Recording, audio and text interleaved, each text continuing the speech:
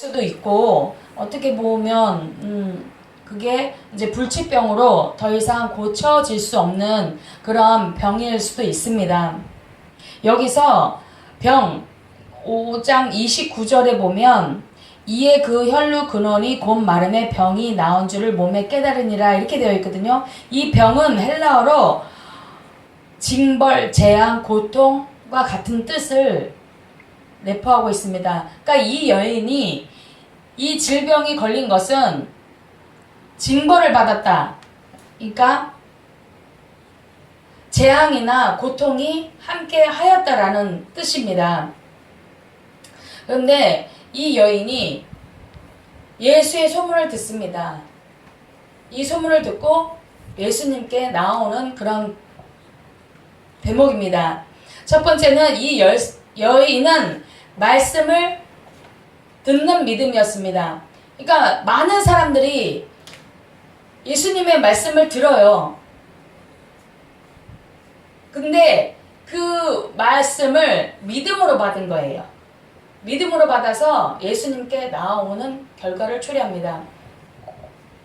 이 여인의 병은 중환병으로서 무려 12년 동안 앓은 병입니다.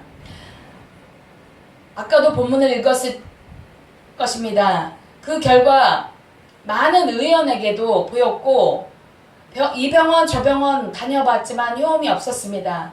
또한 가지고 있던 재산도 다 탕진했습니다. 이제는 어떠한 것도 해볼 수 있는 것은 다 해봤다는 거예요. 다 해봤지만 이제는 그것을 이제 더 이상 손을 쓸 수 없는 그 지경까지 온 거예요.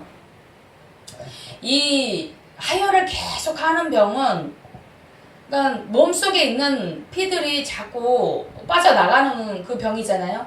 그거는 피는 생명과 같은 거예요. 제가 예전에 수술을 하고 병원에 입원해서 수술을 하고 나서 있었는데 몸에 기운이 하나도 없어요. 그리고 계속 추운 거예요. 그래서 저는 수술 받은 그 후유증이다 이렇게 생각만 했어요. 근데 이제 의사 선생님이 아침에 회전을 돌면서 조금씩 운동을 해라 해서 이제 제가 운동을 이제 밥 먹으면 운동하고 그냥 시간 되면 운동을 하려고 이제 또 가스가 나와야 식사를 할 수 있다라니까는 이제 가스 배출을 위해서 운동을 조금씩 해라 해서 이제 다니는데 제가 그러니까 거기에 간호사실이 이렇게 딱 여기 이렇게 있으면 이렇게 병실이 간호사실 있고 그 다음에 병실이 간호사실 옆에 있었어요. 근데 이제 병동 간호사실 이렇게 있는 그 곳에 왔다 갔다 하면서 제가 그 운동을 하는데 간호사가 계속 저를 쳐다보는 거예요. 제가 이리로 가면 이리로 쳐다보고 저리 가면 절로 쳐다보고 계속 저만 쳐다보고 있는 거예요. 그래서 아니 저 간호사는 할 일도 되게 없네. 왜 내가 운동하는데 나만 쳐다보나 막 이상하게 이제 계속 유심히 쳐다보니까 좀 속으로 또 기분이 조금 나쁜 거야. 왜 나를 왜 이렇게 쳐다보는 거야 도대체. 막 이랬어요. 그리고 이제 운동만 하고 그러면은 이제 또 병원에 병실에 들어가면 괜찮냐 물어보고 어디 저기 한 데는 없냐 계속 물어보고 또 운동하면 또 유심히 쳐다보고 계속 그러는 거예요. 그래서 근데 그 다음 날이 됐는데 피를 아침 저녁으로 이제 뽑아 가서 검사를 하고 막 이렇게 하더라고요. 근데 그 다음 날 오더니 의사가 회진을 돌면서 하는 말이 몸속에 피가 부족하니까 수혈을 해야 된다 이렇게 얘기를 하더라고요. 그래서 저거 아무렇지도 않은데요 했더니 그래도 수치가 많이 떨어져 있고 이게 많이 적혈구, 백혈구 이런 수치들이 엄청 많이 떨어져 있어서 지금 피가 많이 모자란 상태이기 때문에 수혈을 해야 된다 이렇게 얘기를 하더라고요. 그러고 나서 이제 의사는 갔고 간호사가 하는 말이 제가 계속 이렇게 쳐다봤던 이유는 혹시 운동하시다가 쓰러질까봐 이게 피가 모자라면 어지러워서 쓰러질 수도 있고 그냥 갑자기 픽 쓰러질 수도 있는 상황이래요. 그래서 운동을 하다가 제가 자기가 수치를 보니까 많이 피가 모자란 상태고 수술하면서 피를 많이 흘려서 이제 수혈도 해야 되지 않을까 이런 생각을 하고 있었는데 마침 이렇게 오늘 회질을 돌면서 그 수치를 보니까 너무 이게 낮아서 받아야 된다는 걸 얘기를 듣고 자기도 걱정 많이 했었다 이런 얘기를 하더라고요. 그러면서 수혈을 받는데요. 그 수혈을 이제 담임 목사님한테 전화를 해서 목사님 사실 이만저만해서 수술을 받고 피가 모자라서 수혈을 받는데요. 받아야 된대요. 그랬더니 할 수 없죠. 그러면은 해갖고 목사님이 기도해 주시고 저는 이게 수혈을 받게 됐는데 정말 희한한 건 뭐냐면요. 이 피를 4봉지를 맞아야 된대요. 근데 제가 2봉지밖에 못 맞았어요. 왜냐면 이렇게 앉아서 그냥 다른 사람들은 편하게 누워서 이 수혈을 받는데 저는 누우면 이 피가 안 들어가는 거예요. 그럼 안 들어가고 또 일어서서 앉아있으면 피가 들어가고 그것도 다른 사람 들어가는 속도가 예를 들어서 10분에 2봉지를 맞아야 될 예를 들어서입니다. 10분에 2봉지를 맞아야 되는 그런 사람들이 있는데 저는 한 봉지를 하루 종일 맞았어요. 그러니까 12시간을 한 봉지를 맞아야 되는데 그것도 누워서는 안 들어가요. 피가 안 들어가요. 그래서 꼬박 앉아서 이 수혈을 받는데 희한한 건 뭐냐면 이 피가 들어오자 제 몸에 혈이 확 돌면서 몸이 따뜻하게 뜨거워지는 거예요. 그래서 제가 이 피의 중요성을 너무나도 깊이 깨닫게 된 계기가 된 거예요. 이게 피는 생명과도 직결이 되어 있는 거고, 그 피, 우리 몸에서 필요한 그 피가 조금이라도 모자라면 이 기능이 제대로 되지 않는구나라는 것을 느꼈고, 그래서, 생명은 피에 있다. 그러면서 제가 예수님께서 피 흘려서 우리를 위해서 몸 바쳐서 피를 다 쏟고 돌아가신 그게 절실하게 느껴지는 거예요. 그러면서 제가 이 수혈을 받으면서 무슨 생각을 갖냐면 예수님, 저는 지금 이 수혈을 받는 게 다른 사람의 피를 받는 거지만 저는 예수님의 피를 공급받는 거라고 생각합니다. 하면서 이렇게 수혈을 받았어요. 그런데 희한하게도 그러면서 기도를 하면서 이 수혈을 받는데 누워서 받으면 이 피가 안 들어가는 거예요. 온전히 앉아서 꼬박 12시간을 앉아서 그 피 한 봉지 들어가는데 12시간을 걸리고 피 2봉지가 24시간 그리고 더 이상은 2봉지 받고 그 나머지도 계속 받아야 되는데 이제 퇴원해야 되는 상황이었고 이제 수치를 봤을 때 이제 이 정도만이라도 괜찮을 것 같습니다 라고 해서 2봉지만 받고 제가 퇴원을 했는데요. 희한한 거는 다른 사람은 다 누워서 수혈을 받아요. 근데 저는 누우면 피가 안 들어가고 앉아서 이 수혈을 받는 게 제 마음에 그런 마음이 있었던 것 같아요. 예수님의 보혈의 피를 제가 수혈 받는다라고 기도를 하면서 받는 게 누워서 편하게 받는 게 안 됐었던 건지 정확하게는 모르겠어요. 그렇지만 제 믿음에는 거룩한 예수님의 피를 그 보혈을 수혈 받는데 내가 그냥 편하게 누워서 받는 건 아니다. 이런 생각을 했는지는 모르겠지만 아무튼 누워서 받으면 이 피가 안 들어갔었어요. 계속. 그건 희한한 일이었었어요. 그래서 희한한 체험을 제가 했고 그 피를 수혈 받으면서 온몸에 그 기가 돌면서 몸 체온이 따뜻해지고 그 다음에 얼굴의 혈색이 얼굴의 뺨이 불그스름하게 변하는 거예요. 그전에는 창박하게 하얘갖고 그러고 있었고 근데 이제 이 손이나 이런 데도 보면 불긋불긋하게 이렇게 붉게 오르는 것을 보면서 피가 정말 중요한 거구나라는 거를 새삼 깨닫게 되었습니다. 근데 이 여인이 12년 동안 이렇게 하혈을 하는 이 하혈이 그냥 멈춰진 게 아니잖아요. 계속 쏟는 거였잖아요. 그러니까 얼마나 기운이 없었겠어요. 그리고 몸 상태도 모든 기능 자체도 제대로 이게 소화기관이든 모든 기관이 우리 육체에 있는 기관들이 다 쇠약해져 있었을 거예요. 그랬을 때 의원을 찾아갔어도 약을 먹어도 백방으로 좋다라는 건 다 해봤지만 되지 않았어요. 그랬을 때 이 여인에게 들려졌던 것이 예수의 소문이었습니다. 이 소문이 이 여인에게는 믿음으로 이 소문이 들려진 거예요. 아, 나도 예수를 만난다면 이 병에서 고침 받을 수 있을 거야 라는 이 믿음, 그 말씀을 정확하게 올바르게 받아들이는 그 말씀을 들을 때 정확하게 받는 믿음이 되었습니다. 우리가 목사님들이 설교를 할 때 그 말씀을 많은 청중이 들어요. 그때 어떤 사람들은 그 말씀을 정말 나의 말씀으로 받아서 긍정의 말씀으로 정말 내가 도전받는 말씀으로 내가 어떻게 이 말씀을 받고 내가 어떻게 살아야 되겠다 이렇게 받는 사람이 있는가 하면 어떤 사람들은 이 말씀을 굉장히 부정적으로 받아들일 때가 있어요.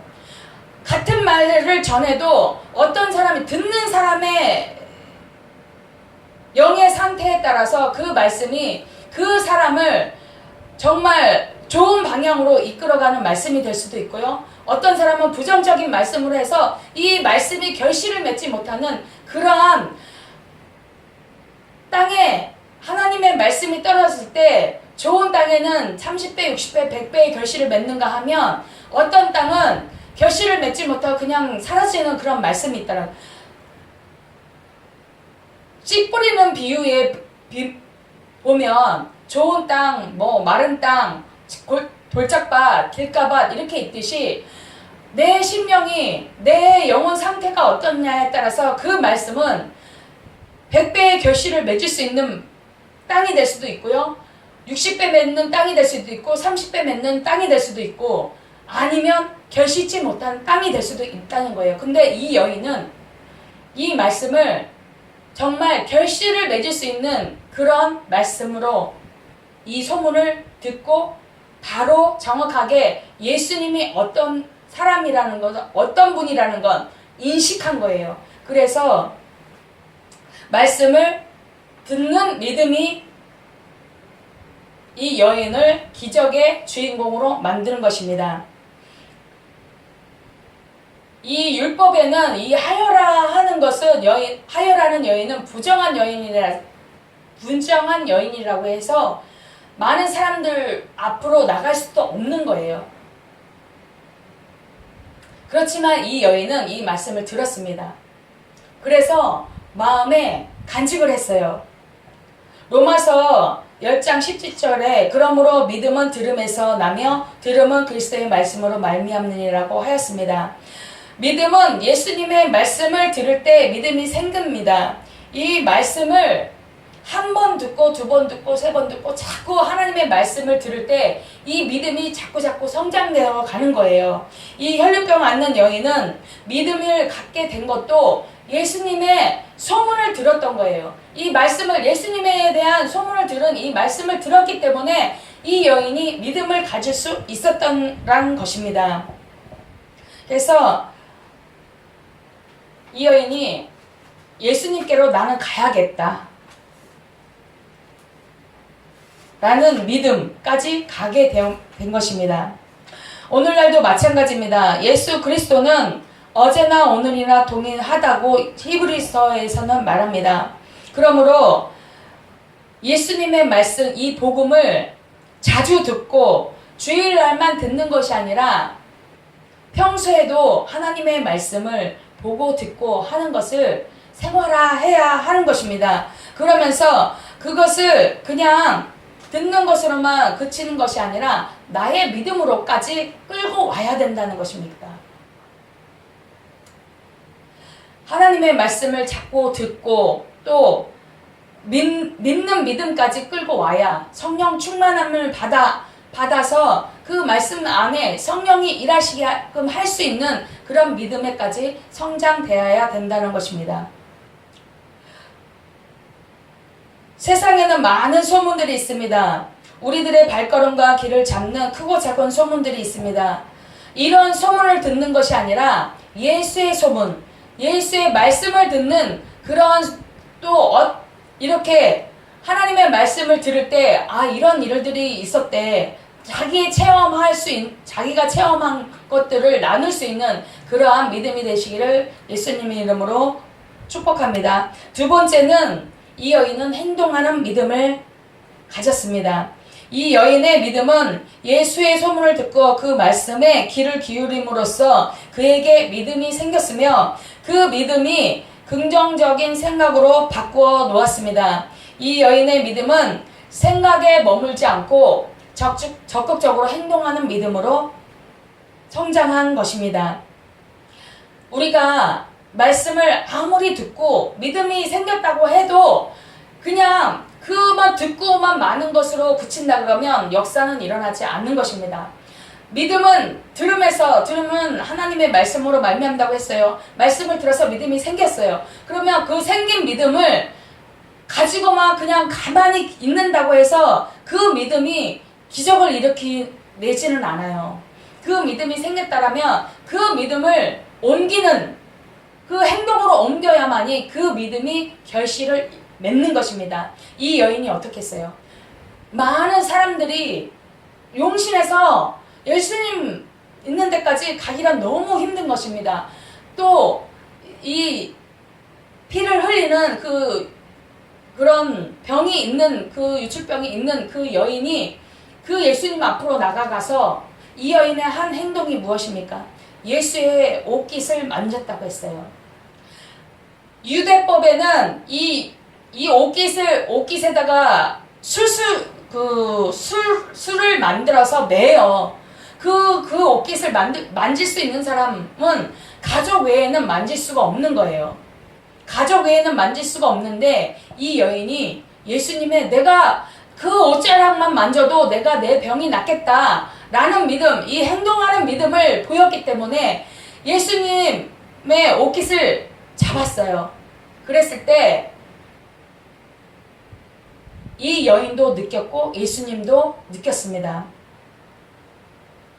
28절에 이 여인이 내가 그의 옷에만 손을 대어도 나으리라 이렇게 생각하고 가서 옷깃을 만졌습니다.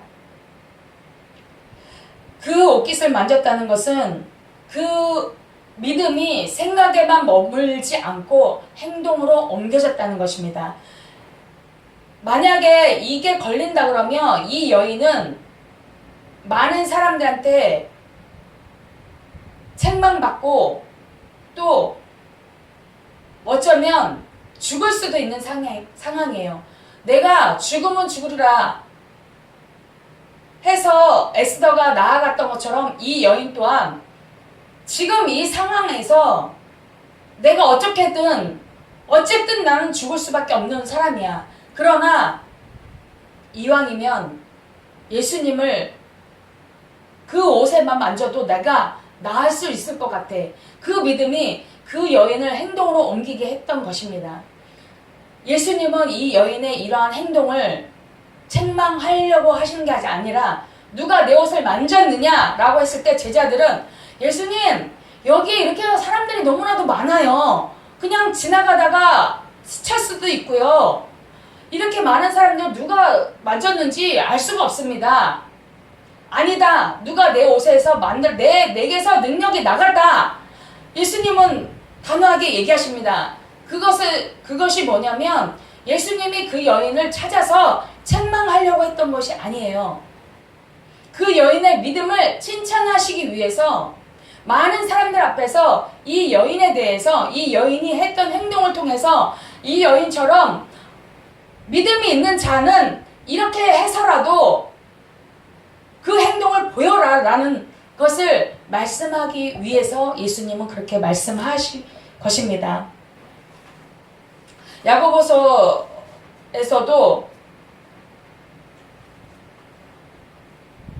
내가 믿음이 있으면 보여달라. 행함이 없는 믿음은 죽은 믿음이다 라고 말했듯이 이 여인이 내가 어떻게 외간 남자의 그 옷을 만져. 그냥 예수님 병 고친데 그냥 근데 나도 고쳤으면 좋겠다. 이런 믿음으로 그냥 생각만으로 그쳤다라면 아무 일도 안 일어났을 것입니다. 그리고 그 여인은 사회적 편견과 따가운 시선을 뒤로 한 채 예수님 앞에 나아가기 위해 병든 몸을 이끌고, 정말 저도 그 수술받고 힘든 몸이었지만 그 운동을 해야 된다 해서 정말 한 발 한 발 내딛기가 힘들더라고요. 그러니까 몸에 기운도 하나도 없고, 그렇지만 운동을 하고 나서 운동을 해야만이 이 가스가 배출되니까 그렇게 운동을 했던 것처럼 이 여인은 자기가 믿음이 생겼어요. 그러면 내가 예수님께 나아간 많은 사람들이 있고, 내가 병들어서 이렇게 기운도 없고 한 발짝 한 발짝 걷기도 힘들지만 난 예수님께 나아갈 거야 라는 생각이,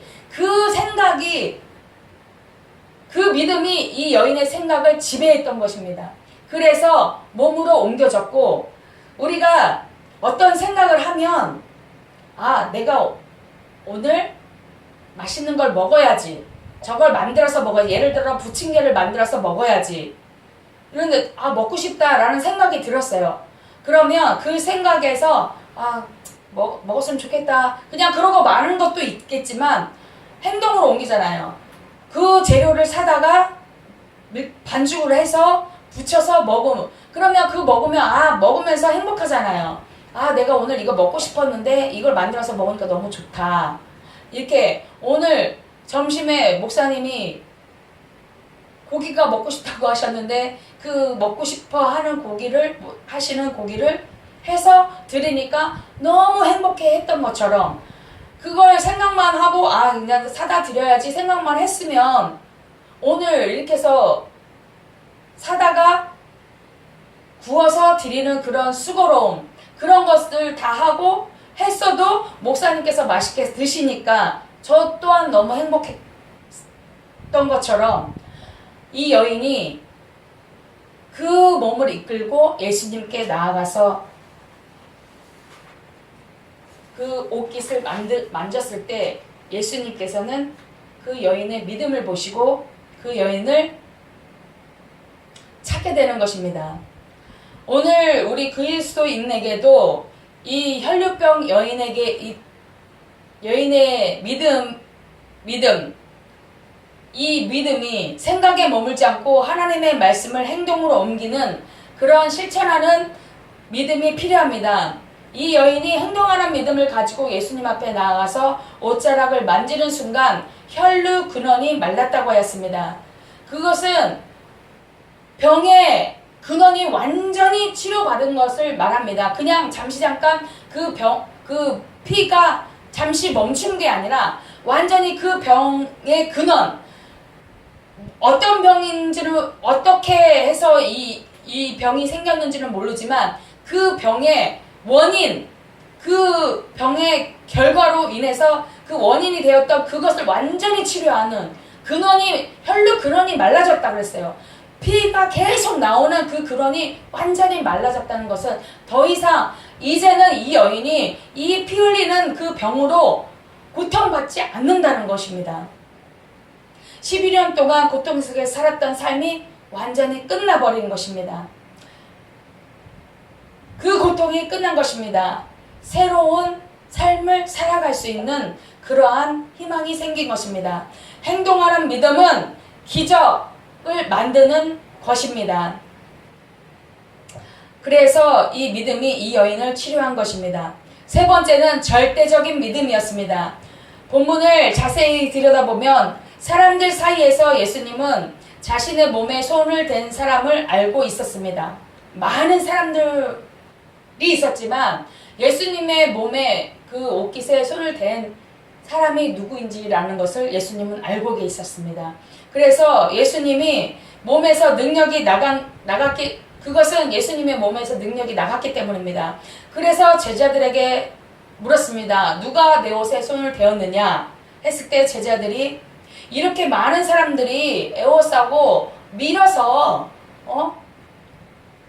그래 됐을 수도 있고 누가 손댔는지 너무나도 많은 사람들이 따라오기 때문에 알 수 없습니다.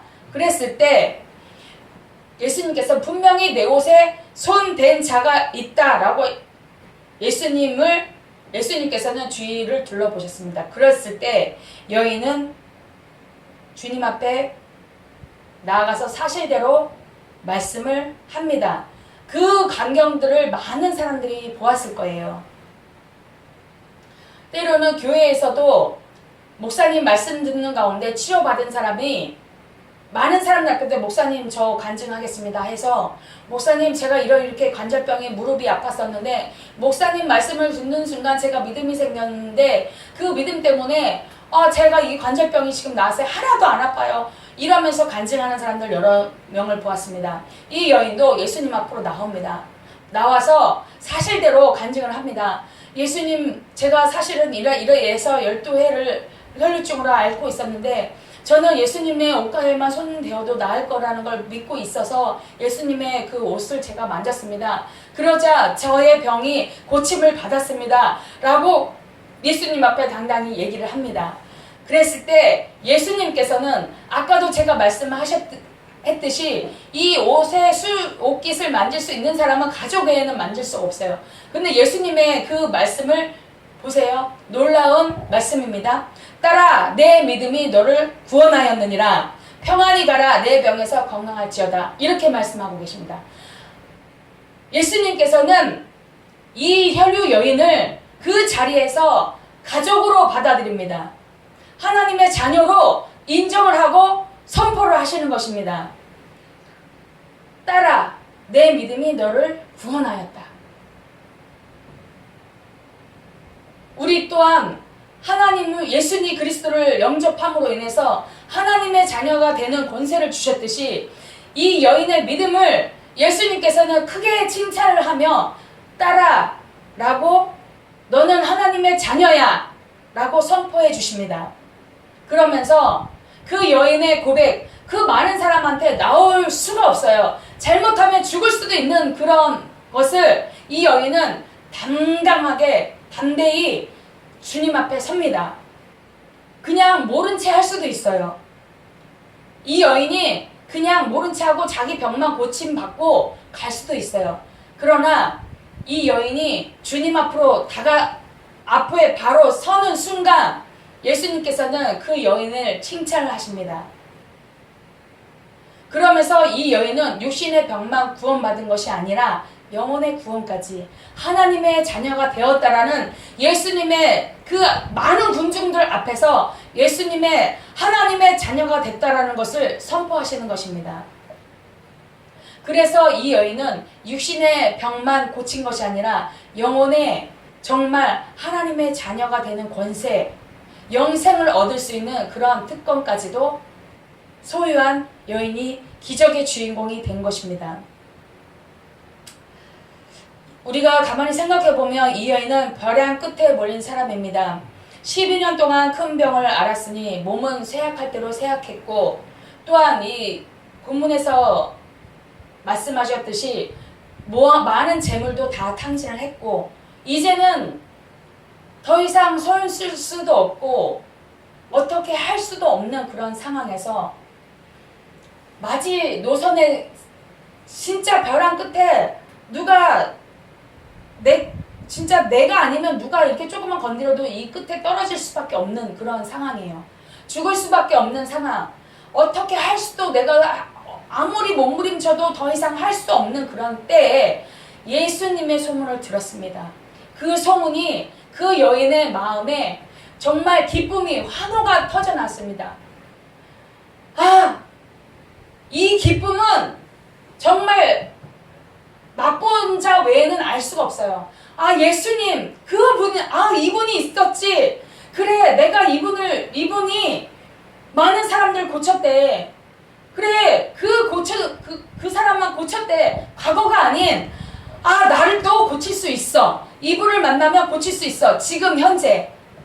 하나님께서는 우리에게 요구하고 있는 것은 과거의 믿음이 아니에요. 현재 지금 나의 믿음을 말씀하고 계신 거예요. 너 믿음이 지금 현재 너의 믿음이 어떠냐? 그것을 보여라. 그랬을 때, 나의 믿음을 보였을 때 하나님께서는 역사하시는 것입니다. 과거의 믿음? 아, 다른 사람 고쳤대. 근데 그러면 그 고친 그분이 지금 나를 만나면 어떻게 돼? 나도 그분을 만나면 고칠 수 있어. 이런 믿음. 그 다음에 그 고침 받은 걸로 인해서 내가 하나님의 자녀로, 미래에 내가 하나님의 자녀로 살아갈 수 있는 거. 내가 그 고침 받아서 장래에 내가 이제 병을 앓고 고통받고 그냥 이대로 사는 삶이 아닌 새롭게 고침 받아서 새로운 삶을 사는, 미래의 나의 삶을 살아가는 그러한 미래에 정말 희망적인 그런 믿음까지도 가는 그 여인의 믿음. 하나님은 우리에게 지금 이것을 요구하고 있지는 않을까요? 저도 저를 다시 되돌아봅니다. 아, 과거에 나에게 많이 역사했던 그 하나님, 그럼 지금의 나는 그 믿음이 지금 가지고 있느냐? 하나님이 나한테 그런 믿음을 요구했을 때 나는 과거에 내가 막 이렇게 하나님한테 했던 거, 하나님이 나에게 보여주셨던 그런 기적들, 그 나에게 고침을 주셨던 그런 기적, 그 기적의 믿음이 지금 너는 있어? 라고 말씀하실 때 내 목사님이 또한 너 믿음이 지금 현 주소가 뭐야? 하라고 물어봤을 때 저 그 믿음 있어요? 라고 대답할 분이 몇 분이 계실까요? 저는 말합니다. 저는 지금 그런 믿음이, 예전에 그런 믿음이 많이 지금 식었습니다. 실제 제 현 주소가 그래요. 예전에 그 믿음을 지금 찾아볼 수가 없어요. 그래서 저는 기도합니다. 예수님, 예전에 저의 그 믿음을 다시 되찾게 해주세요. 그 정말 하나님이 말씀하시면, 목사님이 말씀하시면 그래도 그대로 될 거라고 믿고 정말 그렇게 살아갔던 나의 믿음, 그 믿음이 다 어디로 가고 지금 없습니다. 때로는 의심합니다. 목사님이 아 이렇게 될 거야 라고 얘기해도 때로는 의심합니다. 그게 될 수가 있어? 아유, 지금 상황을 보면 될 수가 없어요. 그래서 의심을 합니다. 그럼에도 불구하고 또 다시 마음을 다잡고 회개하고, 하나님 나에게 믿음 없어요. 정말 제자들이 예수님이 변화산에 올라갔을 때 그 아래에서 제자들이 가서 두식두식 짜셔서 가서 막 기적과 이사를 행했고 했던 거, 병자들 고쳤고 했던 거 막 와서 예수님한테 자랑했는데, 정작 귀신 들린 아들을 데려왔는 그 부자 앞에서 아무것도 행할 수 없던 제자들처럼 그 제자가 바로 제 모습이더라고요. 그래서 이 혈류증 여인의 기적을 만드는 이 믿음을 준비하면서, 아, 하나님이 나한테 지금 당장 너 이런 믿음 있어? 라고 물어보면 나는 뭐라고 대답할까? 목사님, 예전에 행했던 그런 기적을 행했던 그 하나님이 지금도 그 기적을 행할 줄 믿습니까? 라고 물으면 입으로는 아멘 할 수도 있어요. 그렇지만 이 마음에서는 아, 정말 그 믿음이 나한테 있나? 나를 점검하게 되더라고요. 정말 이러면 안 되잖아요. 우리가 이 상황을 보면서 나약해지고 자빠지고, 때로는 정말 하나님은 무한하신 그런 능력이 가지고 계신 분이신데 그것을 알고 있어요. 머리는 알고 있어요. 근데 이 가슴으로까지 어떤 분이 그러시더라고요. 하나님의 사랑이 이 머리에는 있었다. 근데 그 하나님의 사랑이 이 가슴으로, 이 한 뼘밖에 안 되는 이곳까지 내려오는데 몇십 년이 걸렸다. 그리고 하나님이 무한하신 그분이라는 걸 알고 그걸 믿지만, 그 머리로는 믿지만 내 가슴으로 정말 믿음, 이 한 뼘밖에 안 되는 그 내 가슴까지 내려오는 믿음이 몇십 년이 걸려서 뒤돌아보니까 나는 믿음 없는 사람이었더라 라고 고백하는 수많은 목사님들이 계셨습니다. 그게 바로 저의 고백이고, 그래서 제가 이 여인의 믿음을 보면서 하나님께서 이 여인의 이 일들을 왜 기록했을까요? 이 여인의 믿음, 예수님께서 이 여인에게 행했던 그 기적의 순간이 어떠한 일이 있었기에 이런 기적까지 이렇게 되는 순간이 되었는지 너희도 이렇게 이런 믿음을 소유한 자가 되라. 아니, 이 여인이 그런 믿음을 보시고 역사하셨지만 하나님께서 정말 이 여인을 고치고자 하는 그런 그러니까 사랑이 없었다라면 이런 일도 없었을 거예요. 이 여인이 아무리 가서 그 예수님의 옷깃을 만진다 해도 예수님이 안 고쳐주면 그만이에요. 하나님은 어떠냐? 빈부격차를 따지지 않아요.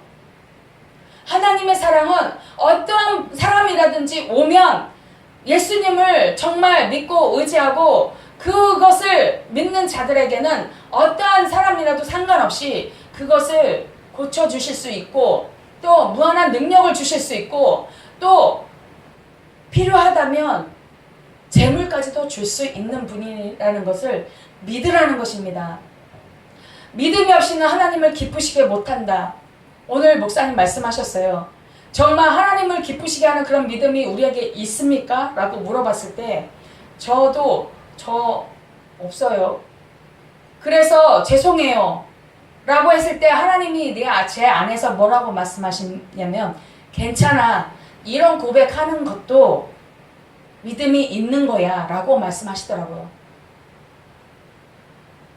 그래서 위로를 받았습니다. 그래요, 맞아요. 나 믿음 없어요 라고 고백하는 것조차도 믿음으로 봐주시는 그 하나님, 그게 하나님의 사랑입니다. 우리가 비록 정말 겨자씨만한 믿음이 없을지라도 그 믿음이 없는 것을 가지고 하나님 앞에 나왔을 때 하나님, 나 믿음 없습니다. 아니, 나 믿음이 있어요. 믿음이 있는데 이렇네요. 이런 게 아니라 정말 진짜 나 믿음 없습니다. 믿음이 없어서 나 믿음 없는 것을 도와달라고 했을 때 하나님께서는 그 믿음 위에 다시 기름 부음이 있고 그런 믿음, 그렇게 고백하는 자에게 하나님은 기적을 베푸시는 하나님이십니다. 그런 것을 믿고 의지하는 또 이 혈류증 여인처럼 담대하게 그냥 그 자리를 외면하고 고친 것만으로 해서 자기만 알고 돌아가는 것이 아니라 많은 사람으로 하여금 하나님께 영광을 돌리는, 예수님이 이렇게 고쳐주셨다라는 것을 고백하며 많은 사람들에게 알릴 수 있는, 하나님 나라를 전파할 수 있는 저와 여러분 되시기를 예수님 이름으로 축복을 드리겠습니다. 하나님 아버지 감사합니다. 오늘도 이 혈류증 여인처럼 저희들 그만한 믿음이 없다 할지라도 하나님 아버지 저희들 믿음 없는 것을 도와달라고 솔직한 고백이 있길 원합니다. 믿음이 없으면서 믿음이 있는 척 하는 것이 아니라 하나님은 우리가 믿음이 있는지 없는지 너무나도 잘 알고 계십니다. 또한 나 또한 그것이 나를 속일지라도, 내가 나를 속일지라도 하나님은 그것을 절대 속지 않으십니다. 정말 내가 믿음 없으면 없다라고 솔직하게 고백하며 그 믿음 없는 것을 도와달라고, 믿음이 있는 사람으로 성장될 수 있도록 도와달라고 기도하는 것이 진정한 믿음의 사람이 아닐까 생각합니다. 하나님